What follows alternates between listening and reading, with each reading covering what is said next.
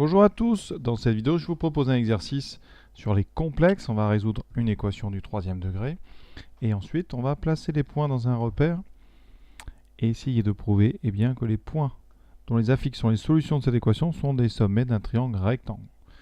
Donc première partie, on va résoudre l'équation, donc z-4 multiplié par z carré moins 4z plus 8 égale 0. Donc c'est une équation, tout de suite on voit une équation produit. Donc ça nous amène tout de suite à dire que soit c'est z-4 qui vaut 0, soit c'est le deuxième facteur, donc z carré moins 4z plus 8 égale 0. Alors la première équation, c'est une équation du premier degré en z. Donc ça c'est très simple, ça donne z égale 4. La deuxième, c'est une équation donc, du second degré.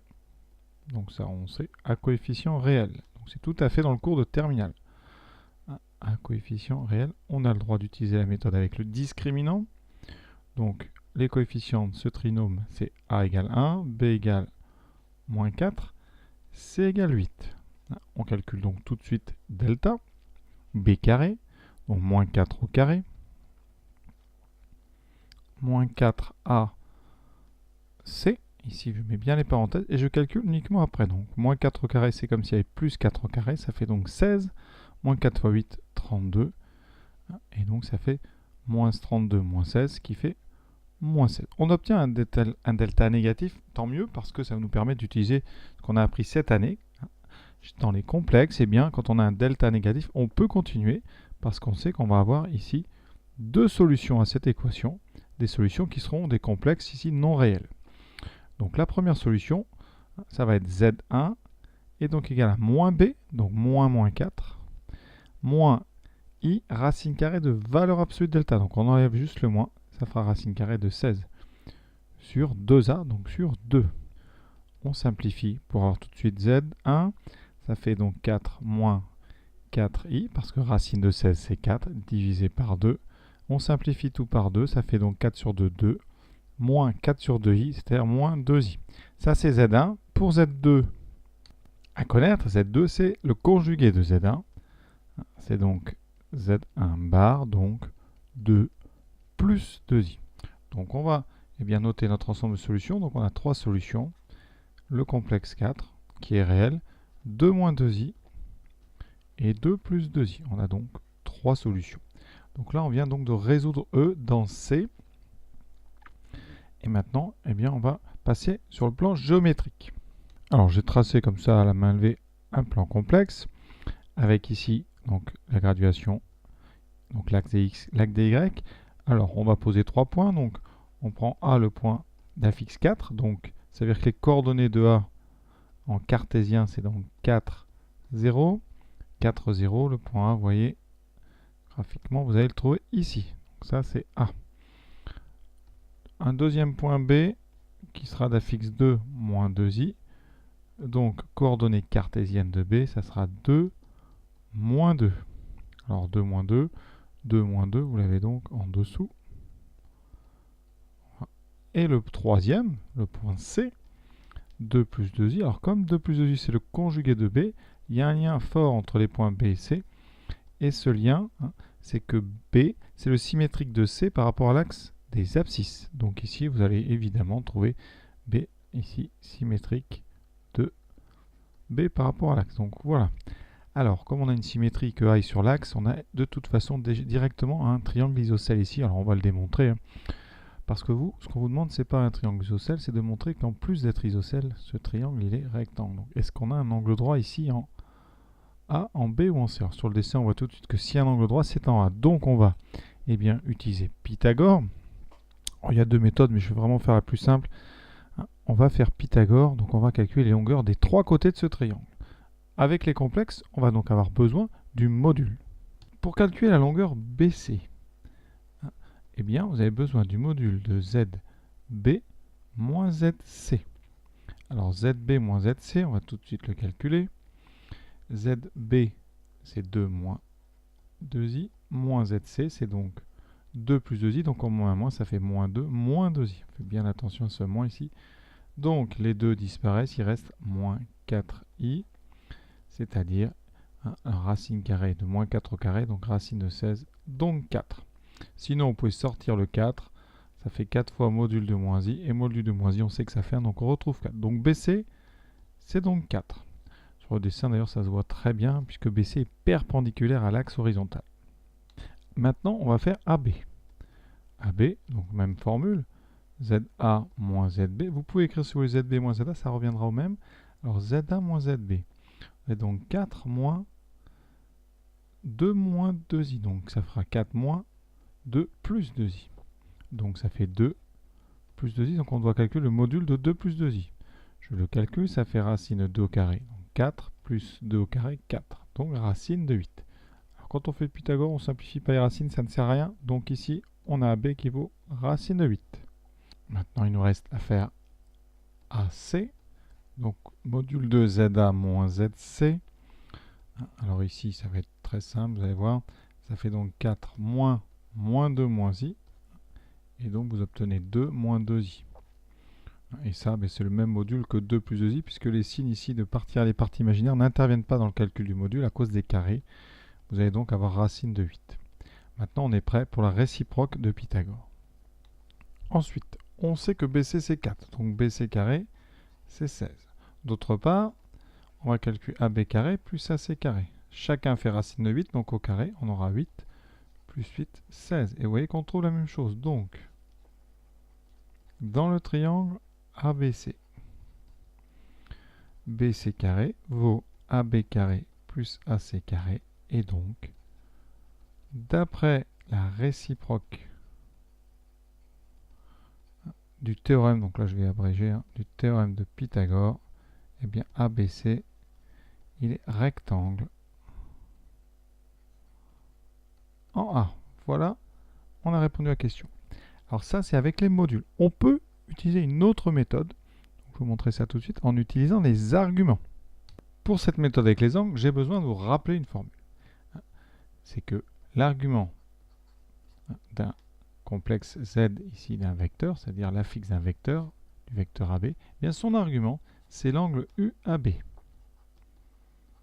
Sachant que ZAB, vous le calculez, l'argument, l'affixe d'un vecteur, c'est ZB moins ZA. Donc, si vous voulez mesurer un angle avec comme premier vecteur le vecteur U, premier vecteur de ce repère complexe, eh bien vous avez juste à trouver un argument. Donc moi, ici dans l'exercice, qu'est-ce que je cherche? Je vais essayer de mesurer l'angle ABAC et de voir qu'il est égal à un angle droit, donc pi sur 2 ou moins pi sur 2. Donc, comme je n'ai à ma disposition que la première formule ici, eh bien je vais intercaler, et ça c'est la relation de Schall sur les angles orientés, j'intercale le vecteur U. Ça fait donc AB plus UAC. D'après le cours, ABU c'est moins UAB. Si vous changez l'ordre des deux vecteurs, eh bien vous mettez un moins devant. Et ensuite, UAC, on vient de le dire, c'est donc l'argument du complexe ZAC. Et ici, moins UAB, c'est donc moins l'argument de ZAB.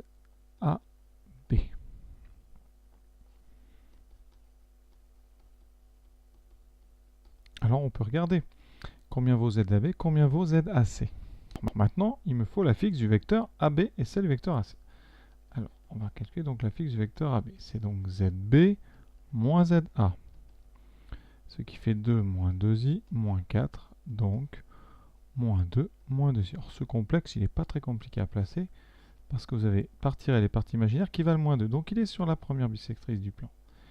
Y égale x, mais il est dans sa partie basse, c'est-à-dire en bas à gauche. Donc, vous avez ici un argument de 5 pi sur 4. Donc déjà, première chose, vous avez trouvé argument du complexe ZAB, c'est 5 pi sur 4 modulo, évidemment tout ça, j'ai pas mis tout à l'heure, mais c'est des modulos de pi. Maintenant, ZAC, c'est-à-dire l'affixe du vecteur AC, c'est donc ZC moins ZA, c'est-à-dire 2 plus 2i moins 4. Donc moins 2 plus 2i. Alors c'est presque le même complexe, mais vous avez ici abscisse moins 2 et ordonnée 2. Donc il n'est pas sur la même diagonale, il est sur l'autre diagonale. La deuxième bisectrice du plan. Et donc, comme il est sur sa partie haute, eh bien, son argument. Un argument, ça sera 3 pi sur 4. Donc l'argument de z à c, c'est 3 pi sur 4. Vous voyez, c'est une méthode un petit peu plus longue, hein, évidemment. Et conséquence de ça, mais on va remplacer dans la formule ici.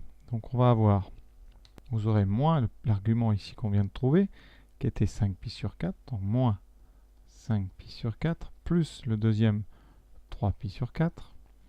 Ça fait moins 5 plus 3, donc moins 2 pi sur 4. Et on obtient donc moins pi sur 2 modulo 2 pi. Ce qui signifie quoi? Eh bien, que votre angle ici orienté est un angle droit. Et donc, pourquoi moins pi sur 2? On peut quand même le dire.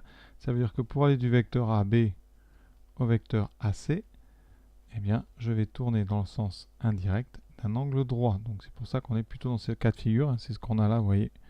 Vous avez cet angle ici qui est droit. Et conséquence, vous voyez, donc, eh bien forcément, comme l'argument ici c'est moins pi sur 2, ça veut dire que l'angle BAC est égal à 90 degrés, hein, égal à pi sur 2 modulo. Alors c'est pas des modulos puisque c'est un angle géométrique, donc pi sur 2 radian, donc 90 degrés. Voilà, une deuxième façon de faire. Alors c'est beaucoup plus dur, hein, parce qu'on utilise les arguments. Parfois vous n'aurez pas le choix, et ça permet comme ça d'en parler progression. Donc à retenir, chose très importante, c'est la définition ici de l'argument, ici de la fixe d'un vecteur, hein, qui est l'angle UAB, modulo 2pi. Et aussi, tant qu'on y est, hein, bien révisé, la fixe d'un vecteur, c'est donc point affixe du point d'arrivée moins affixe du point de départ. Voilà. On a terminé avec cet exercice. Alors il existe une troisième méthode pour ceux qui ne comprennent rien en complexe, mais qui ont quand même trouvé les racines, enfin les solutions de l'équation. Vous pouvez passer tout en coordonnées cartésiennes. Ça donne ceci. On écrit donc en cartésien. A, c'est donc le point de coordonnées 4, 0. B, 2, moins 2.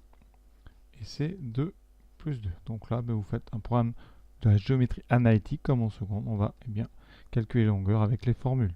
Donc pour avoir la longueur AB, on calcule le vecteur AB. Donc B moins A, ça fait 2 moins 4, moins 2, moins 2, moins 2. Et donc la longueur AB, ça sera racine carrée de moins 2 au carré plus moins 2 au carré. Voilà, formule de seconde. Et donc racine de 8. Pour AC, eh bien on calcule les coordonnées du vecteur AC. C moins A, donc moins 2, 2. Et donc même formule, ça fera moins 2 au carré plus 2 au carré. Et vous trouverez aussi racine de 8. Et pour BC, eh bien on calcule les coordonnées du vecteur BC, donc C moins B, ce qui donne 0 et 4. Et donc là, vous aurez directement norme du vecteur BC, c'est longueur BC, c'est 4. Et vous voyez, on a retrouvé tout ce qu'on a trouvé tout à l'heure, 4, racine de 8 et racine de 8. Dans les exercices comme ça, vous avez les coordonnées des points, vous pouvez passer tout en coordonnées cartésiennes et faire les calculs, comme dans les problèmes d'alignement, où c'est parfois, même très souvent, beaucoup plus facile de repasser en cartésien plutôt que de rester en complexe. Donc n'hésitez pas si vraiment ça vous gêne ou si vous n'y arrivez pas trop. Vous aurez exactement les mêmes points que les autres, hein, en cartésien ou en complexe. Voilà pour cet exercice, j'espère que vous avez tout compris et je vous souhaite une bonne fin de journée.